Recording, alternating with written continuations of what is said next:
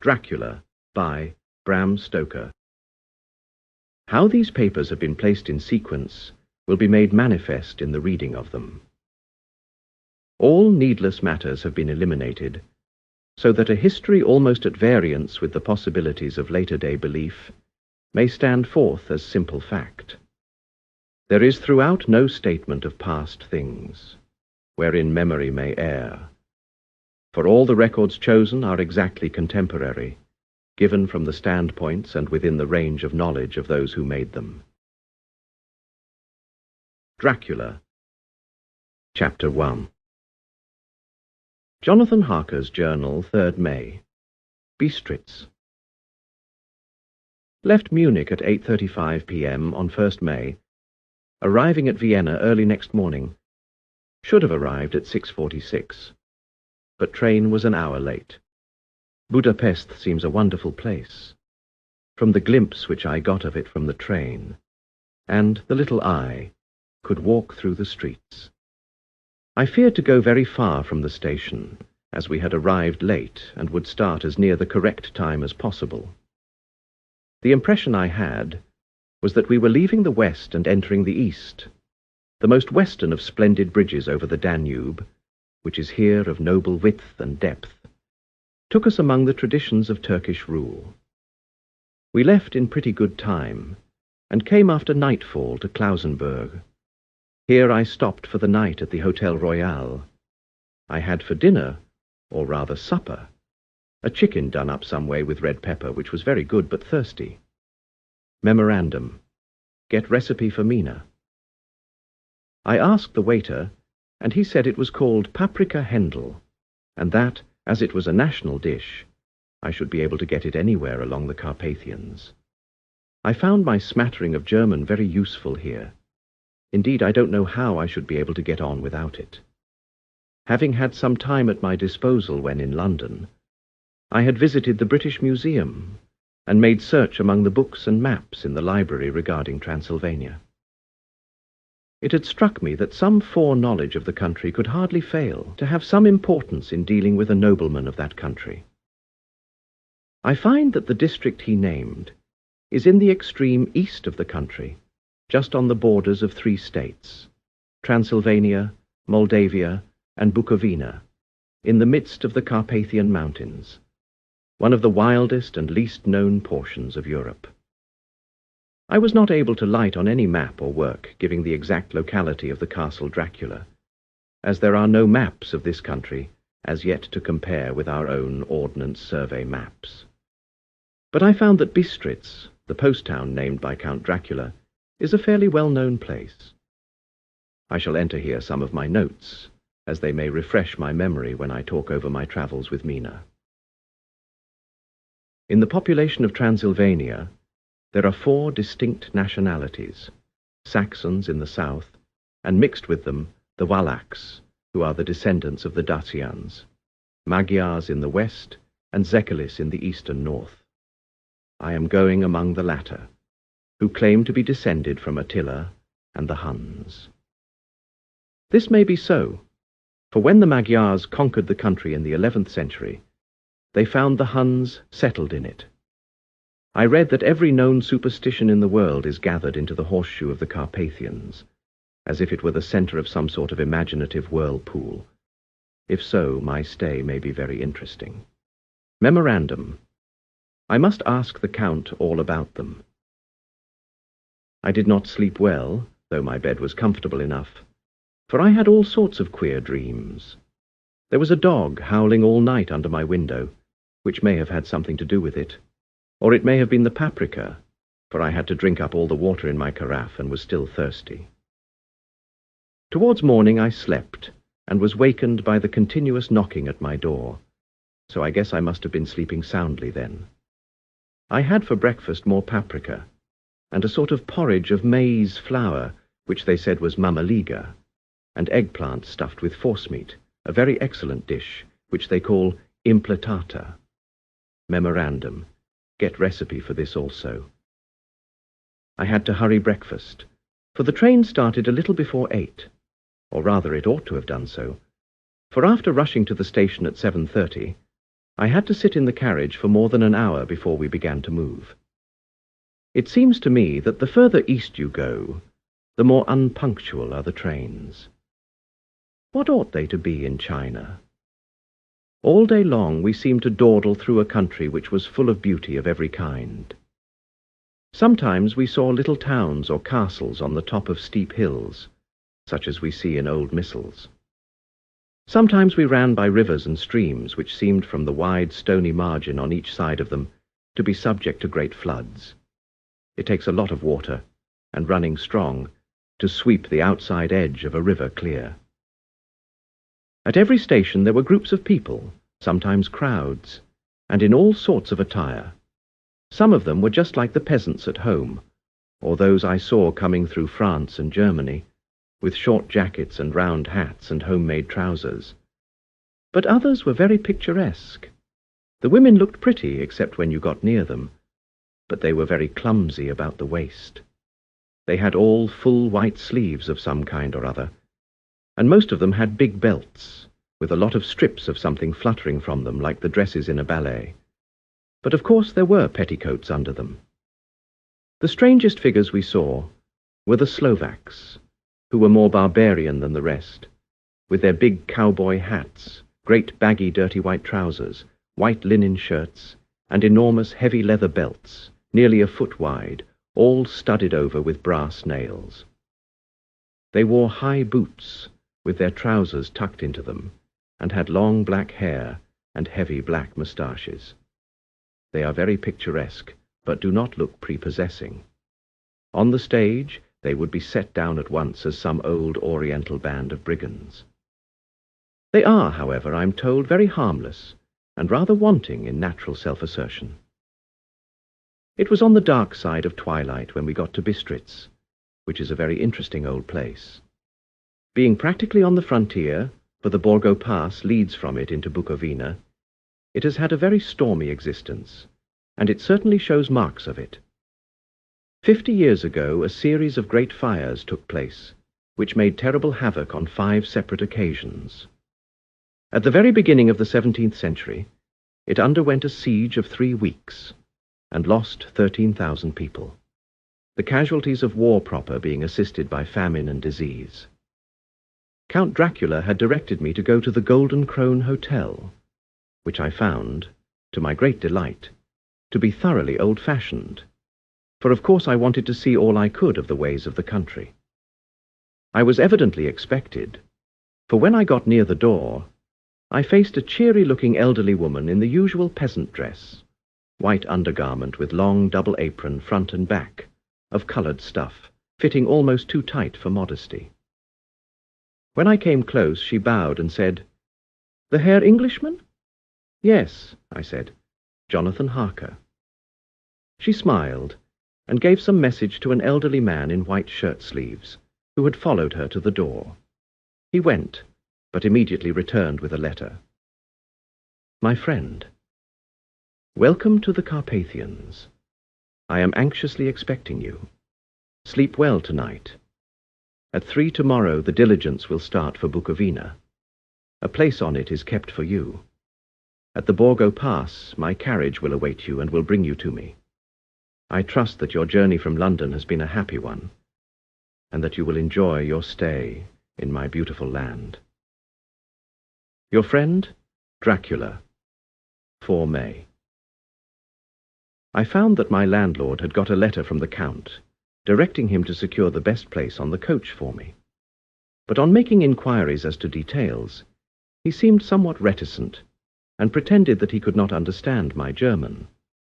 This could not be true, because up to then he had understood it perfectly. At least, he answered my questions exactly as if he did. He and his wife, the old lady who had received me, looked at each other in a frightened sort of way. He mumbled out that the money had been sent in a letter, and that was all he knew. When I asked him if he knew Count Dracula, and could tell me anything of his castle, both he and his wife crossed themselves, and saying that they knew nothing at all, simply refused to speak further. It was so near the time of starting that I had no time to ask anyone else, for it was all very mysterious, and not by any means comforting. Just before I was leaving, the old lady came up to my room and said in a very hysterical way, "Must you go? Oh, young hare, must you go?"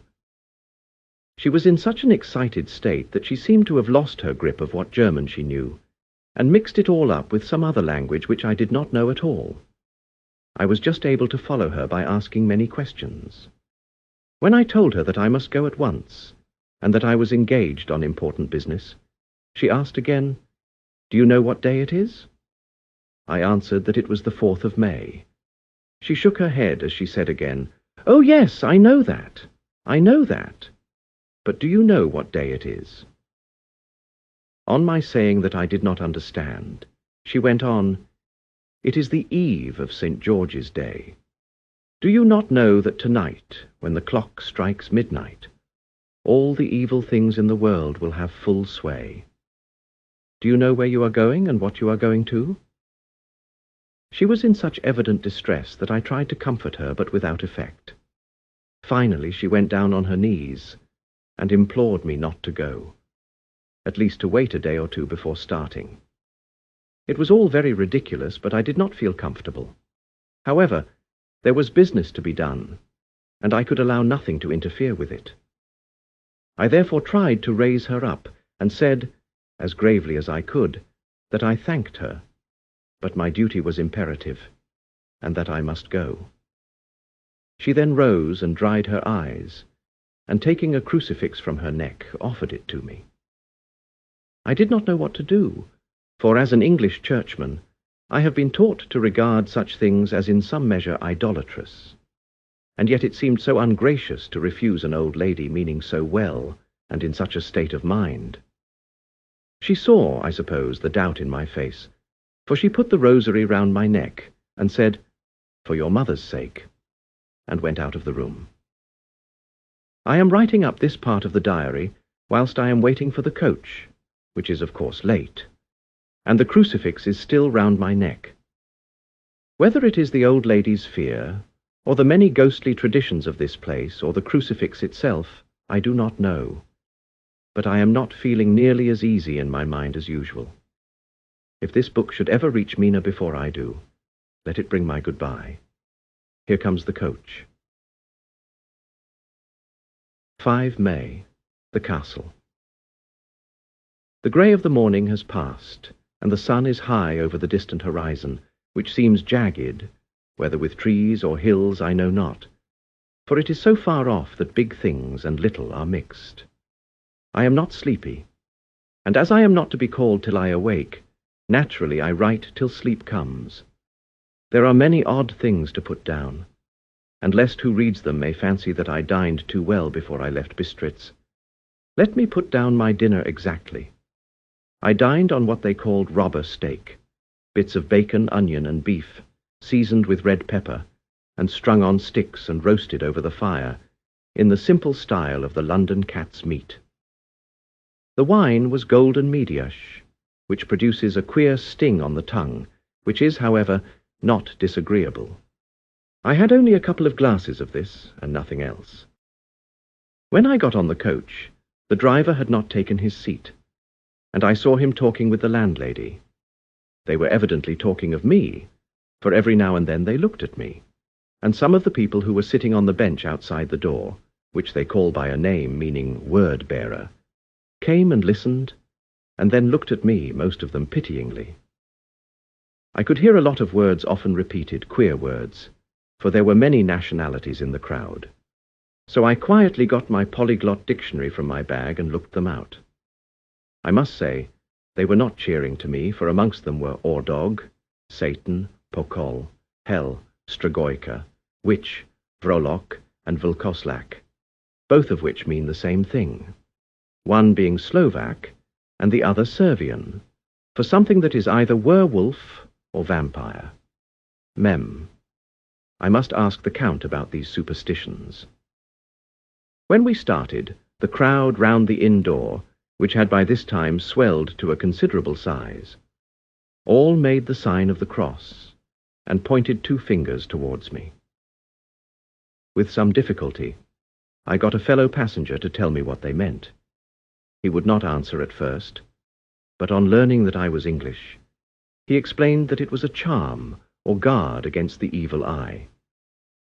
This was not very pleasant for me, just starting for an unknown place to meet an unknown man.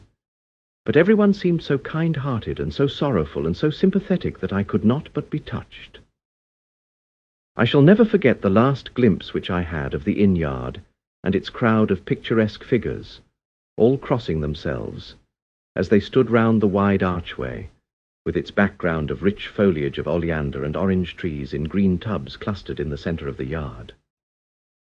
Then our driver, whose wide linen drawers covered the whole front of the box seat, Gothic they call them, cracked his big whip over his 4 small horses which ran abreast, and we set off on our journey. I soon lost sight and recollection of ghostly fears in the beauty of the scene as we drove along, although had I known the language, or rather languages, which my fellow passengers were speaking, I might not have been able to throw them off so easily. Before us lay a green, sloping land, full of forests and woods, with here and there steep hills, crowned with clumps of trees or with farmhouses, the blank gable end to the road.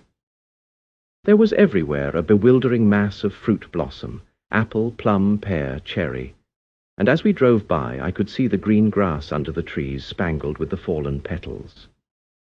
In and out amongst these green hills of what they call here the Mittelland ran the road, losing itself as it swept round the grassy curve, or was shut out by the straggling ends of pine woods, which here and there ran down the hillsides like tongues of flame. The road was rugged, but still we seemed to fly over it with a feverish haste. I could not understand then what the haste meant, but the driver was evidently bent on losing no time in reaching Borgo-Prund. I was told that this road is in summertime excellent, but that it had not yet been put in order after the winter snows. In this respect it is different from the general run of roads in the Carpathians, for it is an old tradition that they are not to be kept in too good order. Of old, the hospodars would not repair them, lest the Turks should think that they were preparing to bring in foreign troops, and so hasten the war, which was always really at loading point. Beyond the green swelling hills of the Mittelland rose mighty slopes of forest, up to the lofty steeps of the Carpathians themselves. Right and left of us they towered, with the afternoon sun falling full upon them, and bringing out all the glorious colours of this beautiful range, deep blue and purple in the shadows of the peaks, green and brown, where grass and rock mingled, and an endless perspective of jagged rock and pointed crags, till these were themselves lost in the distance, where the snowy peaks rose grandly.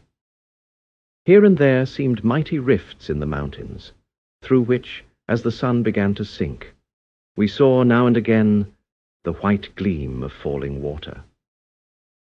One of my companions touched my arm as we swept round the base of a hill, and opened up the lofty, snow-covered peak of a mountain, which seemed, as we wound on our serpentine way, to be right before us. "Look, Eastern Sek, God's seat!" And he crossed himself reverently. As we wound on our endless way, and the sun sank lower and lower behind us, the shadows of the evening began to creep round us. This was emphasized by the fact that the snowy mountain-top still held the sunset, and seemed to glow out with a delicate cool pink. Here and there we passed Czechs and Slovaks, all in picturesque attire, but I noticed that Guitra was painfully prevalent. By the roadside were many crosses, and as we swept by, my companions all crossed themselves. Here and there was a peasant man or woman kneeling before a shrine, who did not even turn round as we approached, but seemed in the self-surrender of devotion to have neither eyes nor ears for the outer world. There were many things new to me, for instance, hayricks in the trees, and here and there very beautiful masses of weeping birch, their white stems shining like silver through the delicate green of the leaves. Now and again we passed a later wagon, the ordinary peasant's cart, with its long, snake-like vertebra, calculated to suit the inequalities of the road. On this were sure to be seated quite a group of homecoming peasants, the Czechs with their white, and the Slovaks with their coloured sheepskins, the latter carrying lance fashion, their long staves, with axe at end. As the evening fell, it began to get very cold, and the growing twilight seemed to merge into one dark mistiness, the gloom of the trees, oak, beech, and pine, though in the valleys which ran deep between the spurs of the hills, as we ascended through the pass, the dark firs stood out here and there against the background of late-lying snow. Sometimes, as the road was cut through the pine woods that seemed in the darkness to be closing down upon us, great masses of greyness, which here and there bestrewed the trees, produced a peculiarly weird and solemn effect, which carried on the thoughts and grim fancies engendered earlier in the evening, when the falling sunset threw into strange relief the ghost-like clouds, which amongst the Carpathians seemed to wind ceaselessly through the valleys. Sometimes the hills were so steep that despite our driver's haste, the horses could only go slowly. I wished to get down and walk up them, as we do at home, but the driver would not hear of it. "No, no," he said, "you must not walk here, the dogs are too fierce." And then he added, with what he evidently meant for grim pleasantry, for he looked round to catch the approving smile of the rest, "and you may have enough of such matters before you go to sleep." The only stop he would make was a moment's pause to light his lamps. When it grew dark, there seemed to be some excitement amongst the passengers, and they kept speaking to him, one after the other, as though urging him to further speed. He lashed the horses unmercifully with his long whip, and with wild cries of encouragement urged them on to further exertions. Then through the darkness I could see a sort of patch of grey light ahead of us, as though there were a cleft in the hills. The excitement of the passengers grew greater. The crazy coach rocked on its great leather springs, and swayed like a boat tossed on a stormy sea. I had to hold on. The road grew more level, and we appeared to fly along. Then the mountains seemed to come nearer to us on each side, and to frown down upon us. We were entering on the Borgo Pass. One by one, several of the passengers offered me gifts, which they pressed upon me with an earnestness which would take no denial. These were certainly of an odd and varied kind, but each was given in simple good faith, with a kindly word and a blessing, and that strange mixture of fear, meaning movements which I had seen outside the hotel at Bistritz, the sign of the cross, and the guard against the evil eye. Then, as we flew along, the driver leaned forward, and on each side the passengers, craning over the edge of the coach, peered eagerly into the darkness.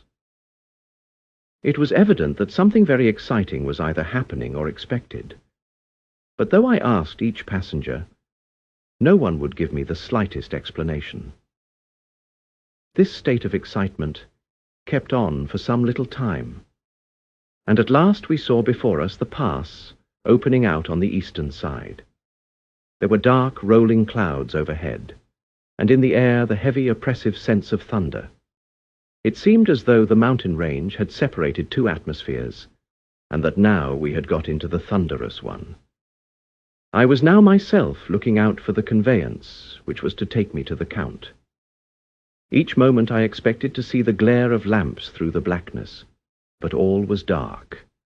The only light was the flickering rays of our own lamps, in which the steam from our hard-driven horses rose in a white cloud. We could see now the sandy road lying white before us, but there was on it no sign of a vehicle. The passengers drew back with a sigh of gladness, which seemed to mock my own disappointment. I was already thinking what I had best do, when the driver, looking at his watch, said to the others something which I could hardly hear. It was spoken so quietly and in so low a tone. I thought it was an hour less than the time. Then turning to me, he said in German worse than my own, "There is no carriage here. The Herr is not expected after all. He will now come on to Bukowina, and return tomorrow or the next day, better the next day. Whilst he was speaking, the horses began to neigh and snort and plunge wildly, so that the driver had to hold them up. Then, amongst a chorus of screams from the peasants, and a universal crossing of themselves, a caleche with 4 horses drove up behind us, overtook us, and drew up beside the coach. I could see from the flash of our lamps, as the rays fell on them, that the horses were coal-black and splendid animals.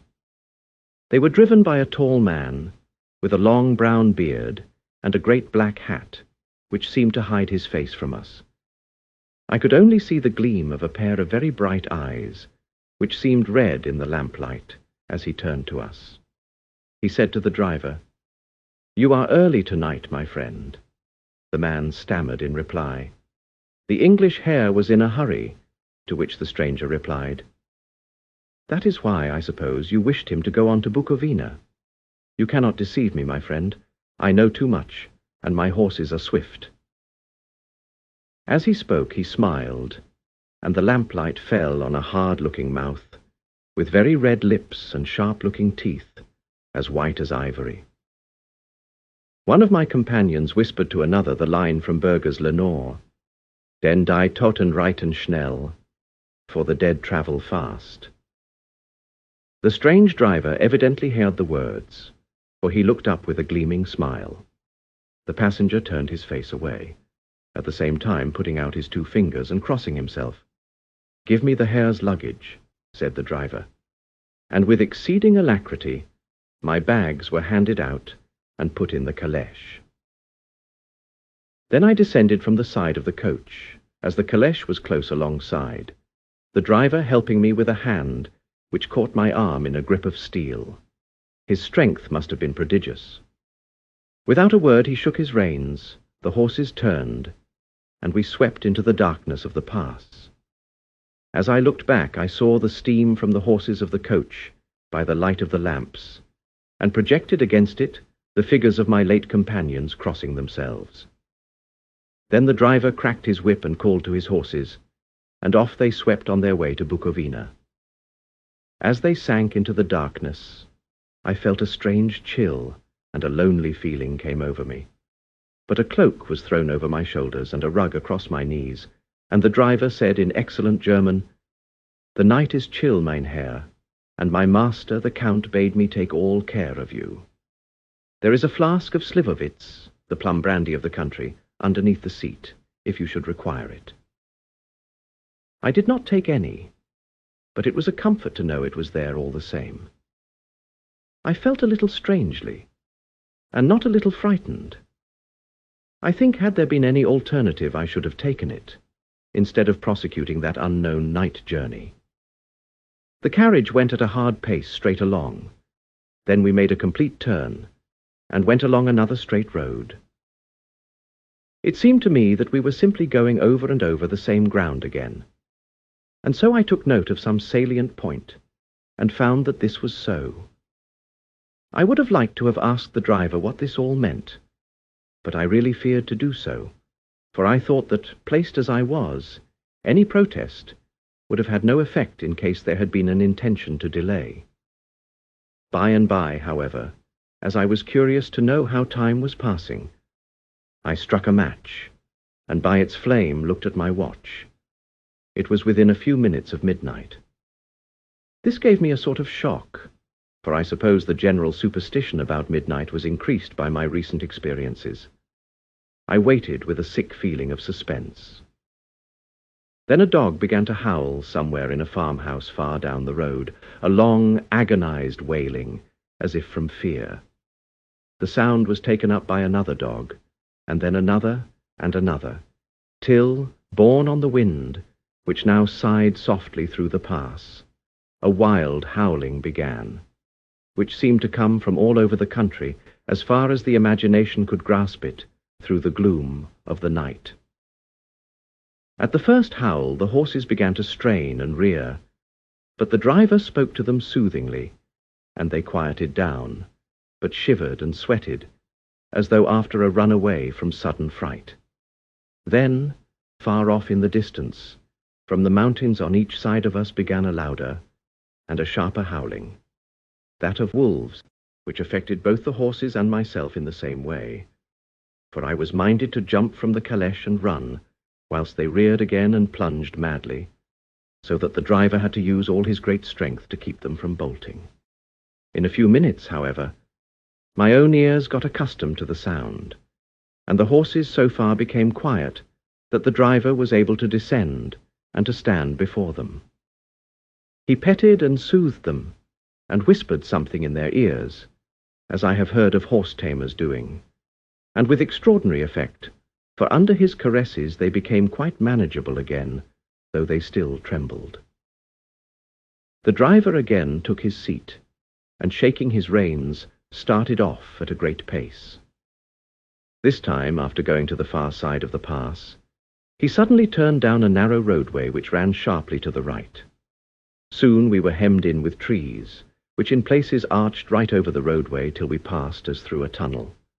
And again, great frowning rocks guarded us boldly on either side.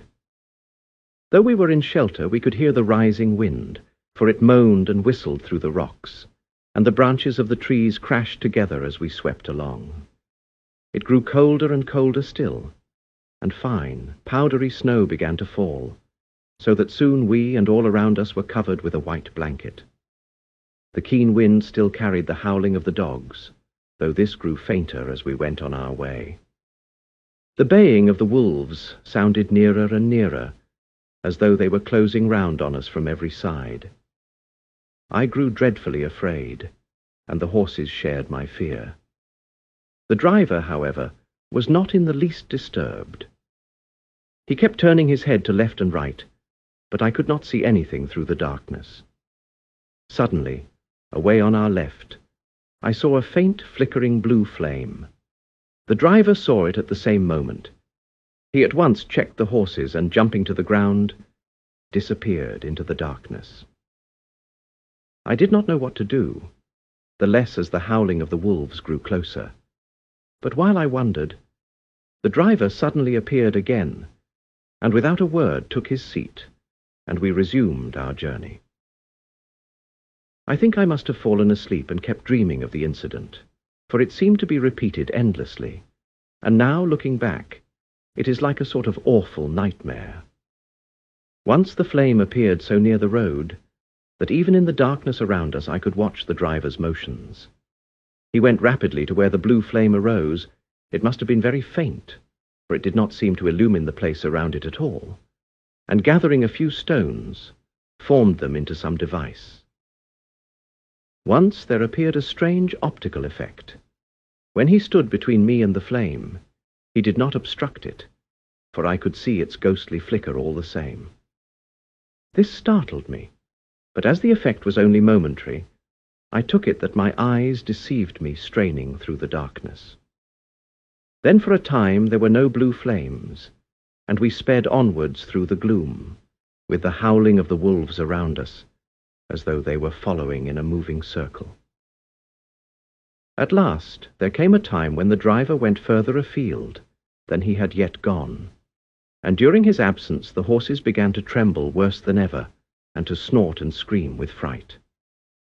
I could not see any cause for it, for the howling of the wolves had ceased altogether.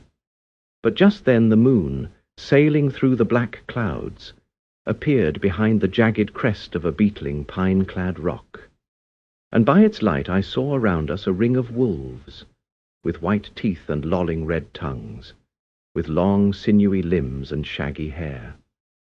They were 100 times more terrible in the grim silence which held them than even when they howled. For myself, I felt a sort of paralysis of fear. It is only when a man feels himself face to face with such horrors that he can understand their true import. All at once the wolves began to howl, as though the moonlight had had some peculiar effect on them. The horses jumped about and reared, and looked helplessly round, with eyes that rolled in a way painful to see. But the living ring of terror encompassed them on every side, and they had perforce to remain within it. I called to the coachman to come, for it seemed to me that our only chance was to try to break out through the ring and to aid his approach.